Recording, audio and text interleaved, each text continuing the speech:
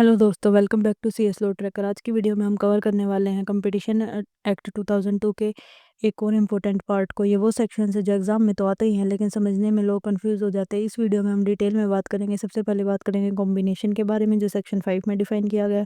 फिर डिस्कस करेंगे case CCI versus Thomas Cook India limited, कुछ इंपॉर्टेंट डेफिनेशन, फिर थ्रेशोल्ड्स और कुछ एग्जाम्पशंस, रेगुलेशन ऑफ कॉम्बिनेशन और फाइनली एक और case studies Excel Corp Care limited versus competition commission of India. तो चलिए शुरू करते हैं। अब बात करते हैं कॉम्बिनेशन की। कॉम्बिनेशन का मतलब होता है किसी एंटरप्राइज का दूसरे एंटरप्राइज की कंट्रोल, शेयर, वोटिंग राइट या एसेट्स को एक्वायर करना। यह एक्विजिशन सिमिलर बिजनेस के कंट्रोल को भी इंक्लूड करता है। इसके अलावा मर्जर या अमलगमेशन भी कॉम्बिनेशन के अंडर आते हैं, लेकिन सिर्फ वही कॉम्बिनेशन रेगुलेट किए जाते हैं जो सेक्शन 5 के फाइनेंशियल थ्रेशोल्ड को क्रॉस करते हैं। जैसे सुप्रीम कोर्ट ने सीसीआई वर्सेस थॉमस कुक के केस में बताया, ये कॉम्बिनेशन तब बनता है जब एक एंटरप्राइज दूसरे एंटरप्राइज के कंट्रोल, शेयर्स या एसेट्स एक्वायर करता है और ये ट्रांजैक्शन इंडिया या ग्लोबली मिनिमम एसेट या टर्नओवर थ्रेशोल्ड लिमिट से ऊपर होता है। तो थ्रेशोल्ड लिमिट को क्रॉस करना ज़रूरी है ताकि कॉम्बिनेशन के को कंपटीशन एक्ट के अंडर रेगुलेट किया जा सके। चलिए अब कुछ इंपॉर्टेंट डेफिनेशन समझते हैं जो कंपटीशन एक्ट में यूज़ होती हैं। सबसे पहले ग्रुप। ग्रुप का मतलब है जब दो या उससे ज़्यादा कंपनीज एंटरप्राइज होते हैं जहां एक एंटरप्राइज के पास दूसरे एंटरप्राइज में 50% या उससे ज़्यादा वोटिंग राइट्स होते हैं, या वो ज़्यादा से ज़्यादा बोर्ड मेंबर अपॉइंट कर सकता है, या मैनेजमेंट या अफेयर्स पे कंट्रोल रखता है। अब टर्नओवर क्या होता है? टर्नओवर मतलब टोटल रेवेन्यू जो स्टैट्यूटरी ऑडिट से सर्टिफाई होता है और ये बेस्ड होता है लास्ट ऑडिटेड फाइनेंशियल स्टेटमेंट पे, फाइलिंग ईयर से पहले वाली। इसमें intra state sale, indirect test tax और ट्रेड डिस्काउंट इंक्लूड नहीं होते, और रेवेन्यू जो इंडिया के बाहर के कस्टमर से आता है वो भी इंक्लूड नहीं होता। सिर्फ इंडिया का टर्नओवर ही कंपटीशन एक्ट के थ्रेशोल्ड के लिए माना जाता है। फिर कंट्रोल का मतलब है किसी एंटरप्राइज या ग्रुप को दूसरे एंटरप्राइज के मैनेजमेंट या अफेयर्स पर पावर होना, चाहे वो एक हो या ज़्यादा एंटरप्राइज मिलकर कंट्रोल कर रहे हो। और फाइनली वैल्यू ऑफ एसेट्स मतलब बुक वैल्यू जो लास्ट ऑडिटेड फाइनेंशियल स्टेटमेंट में होती है फाइनेंशियल ईयर के पहले की, जब मर्जर प्रपोज किया जाता है और इसमें डेप्रिसिएशन यानी यूजेज या वेयर एंड टीयर की वजह से जो वैल्यू कम हुई है वो माइनस कर दी जाती है। ये डेफिनेशन समझना जरूरी है ताकि कंपटीशन एक्ट के थ्रेशोल्ड रेगुलेशन क्लियरली समझ आए। चलिए अब बात करते हैं कंपटीशन एक्ट के अपडेटेड थ्रेशोल्ड्स की जो नोटिस फाइलिंग के लिए ज़रूरी हैं। अगर किसी एंटरप्राइज का इंडिया में एसेट 2500 करोड़ से ज़्यादा है या टर्नओवर 7500 करोड़ से ऊपर है तो उस कॉम्बिनेशन को कंपटीशन कमीशन ऑफ इंडिया को नोटिस फाइल करना होता है।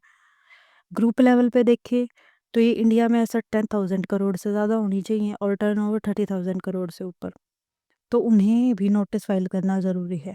चलिए अब इसे अच्छे से समझते हैं। देखिए हमें दो लिमिट्स याद करनी होंगी। एंटरप्राइज लेवल पे जो इंडिया के एसेट्स हैं वो 2500 करोड़ है। जब हम टर्नओवर पे जाते हैं तो उसको इंटू 3 करना है। 2500 इंटू 3 7500। और जब हम उसको नीचे ग्रुप लेवल पे लाएंगे तो उसको इंटू 4 करना है। 2500 करोड़ इंटू 4 10,000 करोड़। ऐसे ही सेम फिर 10,000 करोड़ इंटू 3 30,000 करोड़। ये हो गया एसेट और टर्नओवर के। सेम हम जब वर्ल्ड वाइड विद इंडिया देखते हैं तो इसमें हमारे पास है $1 1.25 बिलियन। जब हम इसको टर्नओवर पे लेके जाते हैं इसको इंटू 3 करना है, 3.75 बिलियन। और जब हम इसको ग्रुप लेवल पे देखते हैं तो इंटू 4 करना है जिससे हो जाएगा 5 बिलियन। सेम जब इसको टर्नओवर पे लेके जाएंगे तो ये होएगा इंटू 3 15 बिलियन, जिसमें से एटलीस्ट इंडिया में होना चाहिए 1250 करोड़ और टर्नओवर में होना चाहिए 300 3750 करोड़। ये तो लिमिट सेम ही रहती है, बाकी ये चेंज हो जाते हैं। चलो अगली स्लाइड पे हम खुद फिल करके देखते हैं। अब इसमें फर्स्ट में क्या था, एसेट्स हमें सिर्फ दो ही लिमिट याद करनी है। स्टार्टिंग में एसेट है 2500 करोड़, फिर टर्नओवर पे इंटू 3 7500 करोड़, फिर ग्रुप लेवल पे इंटू 4 10,000 करोड़, और फिर दोबारा टर्नओवर पे इंटू 3 30,000 करोड़। और वर्ल्ड वाइड विद इंडिया की एक टर्म याद रखनी थी 1.25 बिलियन, फिर टर्नओवर पे इंटू 3.75 बिलियन, और world wide with India group level पे इंटू 5 बिलियन, और फिर टर्नओवर पे इंटू 15 बिलियन।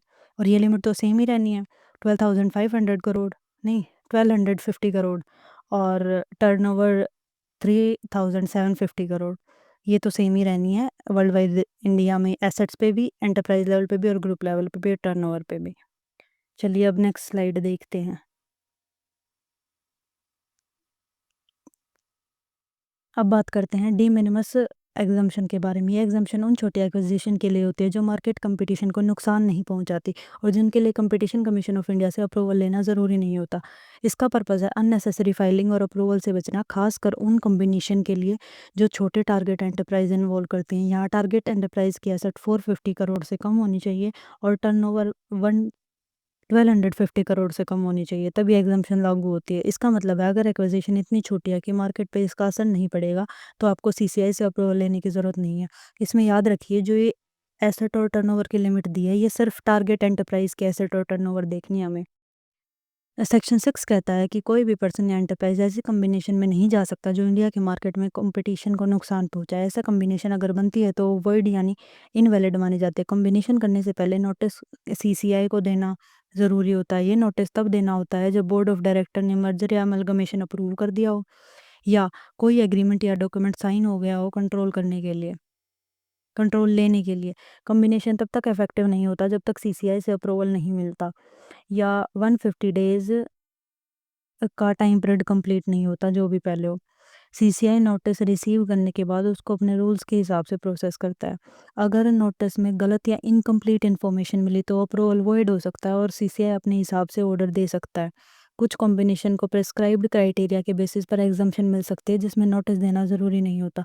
सेक्शन सेक्शन 6 सब एंटरप्राइज पर अप्लाई नहीं होता। कुछ खास कैटेगरीज एग्जम्प्ट है, जैसे public financial institution, foreign portfolio investor, bank category 1 AIF और वो इन्वेस्टमेंट जो लोन एग्रीमेंट के थ्रू किए गए हों।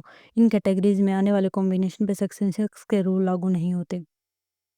चलिए अब बात करते हैं केस लॉ के बारे में। सुप्रीम कोर्ट ने एक्सेल क्रॉप केयर केस में कुछ इंपॉर्टेंट बातें क्लियर की। सीसीआई पेनल्टी लगा सकता है जो कंपनी के टर्नओवर का 10% तक हो सकती है, लेकिन पेनल्टी रीजनेबल होनी चाहिए बिना किसी आर्बिट्रेरी डिसीजन के। लॉ में as it may deem fit का मतलब है ये नहीं कि सीसीआई को अनलिमिटेड पावर मिल गई है। उन्हें अपने डिसीजन लीगल रीजनिंग पर बेस करने होते हैं। थर्ड, पेनल्टी का साइज ऑफेंस के प्रपोर्शन में होना चाहिए। बहुत ज़्यादा फाइन बिजनेस और इन्वेस्टर को डिस्करेज कर सकता है, जो एक्ट का मकसद नहीं है।